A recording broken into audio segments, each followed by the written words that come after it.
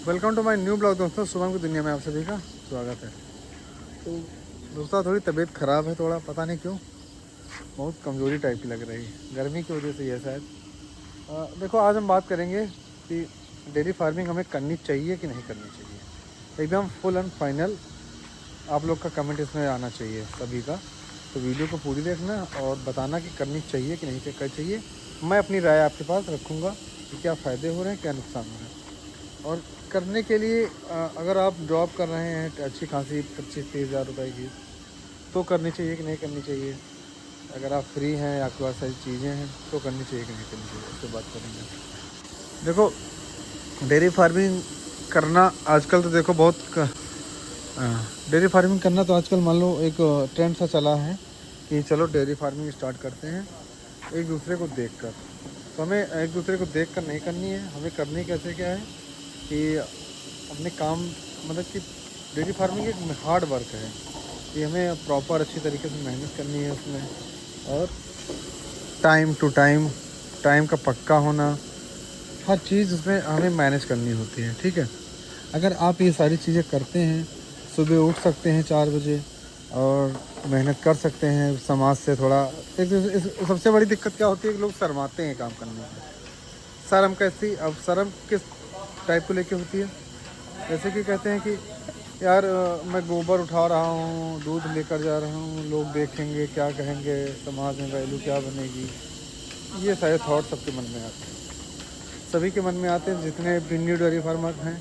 और मतलब ये देखो आज युवा ही कर रहे हैं सब, 20 से 25 साल के लड़के, तो उनमें सब थॉट आते हैं। बहुत से लोगों में, कई लोग मुझसे भी कहते हैं कि ये काम बेकार है, गोबर में रहते हुए वो। तो ये सबके साथ ऐसा होता है। तो आपको क्या करना है कि यार देखो, अगर आप करना चाहते हो तो ये सब इग्नोर करो। भाई कोई खाने को तुम्हें नहीं देता है, खाने के लिए तुम्हें खुद कमाना पड़ेगा, अपना फैमिली चलाने के लिए तुम्हें खुद कमाना पड़ेगा, खुद हार्ड वर्क करना पड़ेगा। आपके घर में एक दिन खाना नहीं बनेगा तो कोई बाहरी नहीं दे जाएगा। ठीक है, तो समाज के उन 4 लोगों से दूर रहो और आपको जो अच्छा लगता है वो करो। निगेटिविटी हटा दो एकदम तरीके से। समाज को के लेकर के कोई काम करोगे तो बिल्कुल नहीं कर पाओगे। रुको 1 मिनट, पानी लग रहा है इधर। ये डंडा ले आओ कहीं, श्लोक। पाइप बहुत दबी हुई है, इसको सही कर दें।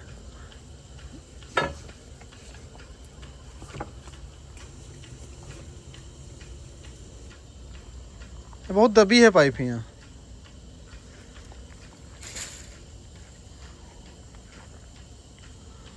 ये पाइप लगा देंगे हम।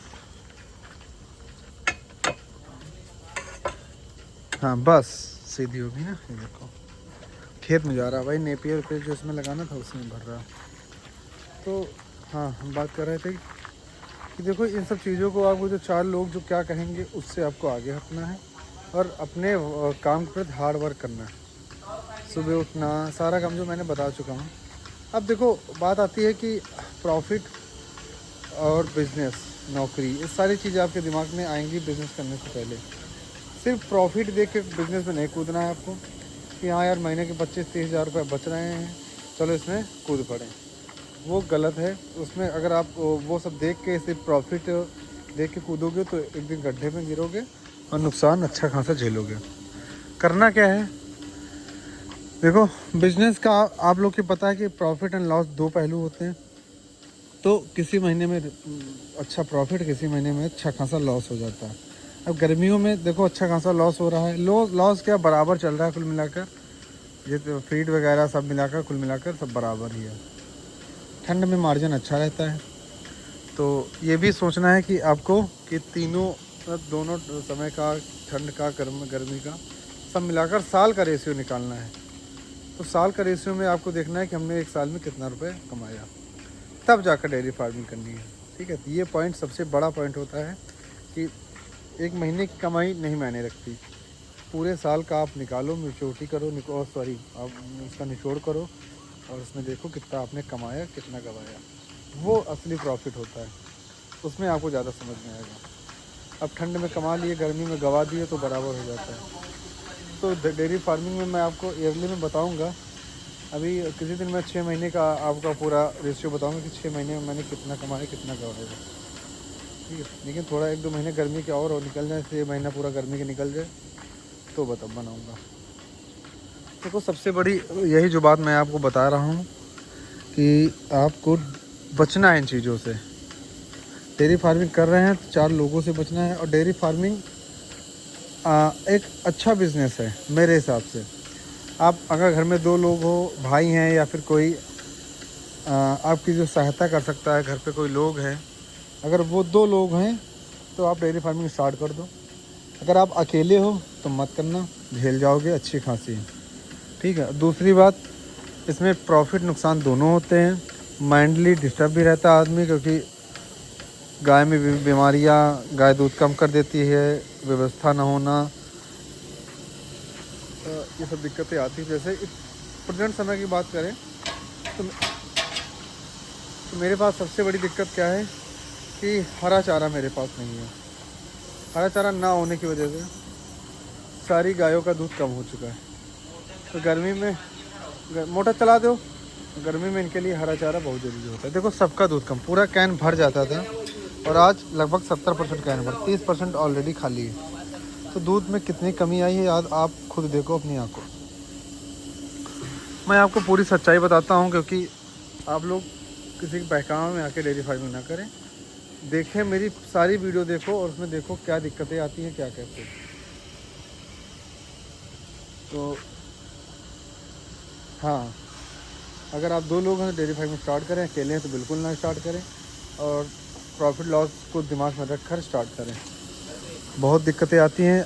आप देखो, मैं अपनी राय बताऊं कि मेरा क्या मन कहता है इस बात को लेके, तो मेरे हिसाब से डेयरी फार्मिंग सबको करनी चाहिए। मेरा थॉट है, करनी चाहिए, प्रॉपर तरीके से करनी चाहिए। देखो मशीन धुल रही है, ये तुरंत का तुरंत धुल ली है।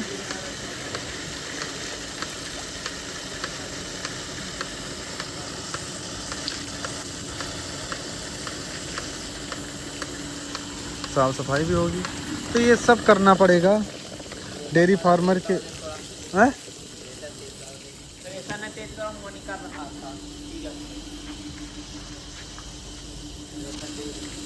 प्रेशर ठीक है, पानी निकल, देखो पाइप फट गई, पानी निकल रहा है।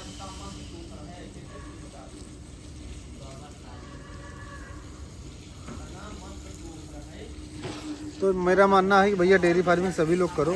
मुझे थोड़ी सुस्ती लग रही है, पता है, तबीयत गड़बड़ लग रही है यार, समझ में नहीं आ रहा क्या करूँ। अभय से बनवाता हूँ, अभय बोल लो। अभय चलो, काम सारा लगभग हो गया है। स्टार्ट। तो मिल्किंग हो चुकी है, तीनों लोग के दवाई लग चुकी है। इनके अभी मिल्किंग हुई है तो इनके भी दवाई लगने जा रही है। ये एक बहुत ही अच्छी दवा है जो कि थनैला से बचाती है गाय को।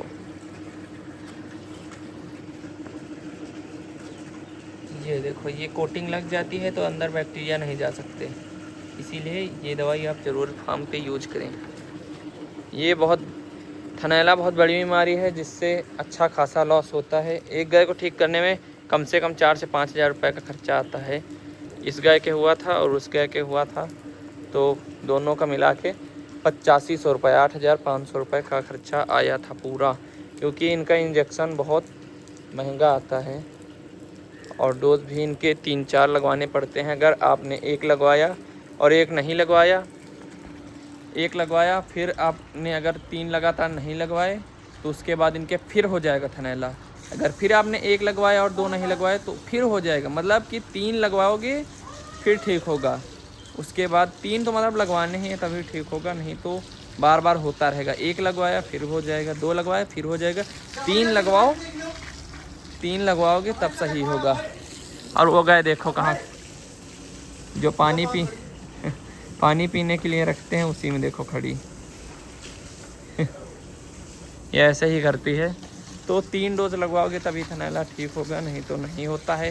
हमने लगवा के देख लिया है, 2 लगवाए थे, 1 लगवाए थे, ठीक नहीं हुआ। जब 3 पूरे लगवाए तब इन दोनों का ठीक हुआ, लेकिन उसमें हमारा अच्छा खासा खर्चा आ गया। अगर तीनों एक साथ लगवा देते तो 8000 रुपये खर्चा ना आता, मुश्किल से मुश्किल दोनों का मिला के आता 4 से 5 हज़ार रुपये। लेकिन डबल तिबल बार लगे तो खर्चा बढ़ गया, नहीं तो इतना ना आता। तो डेयरी फार्मिंग में ये सब प्रॉब्लम भी आती हैं।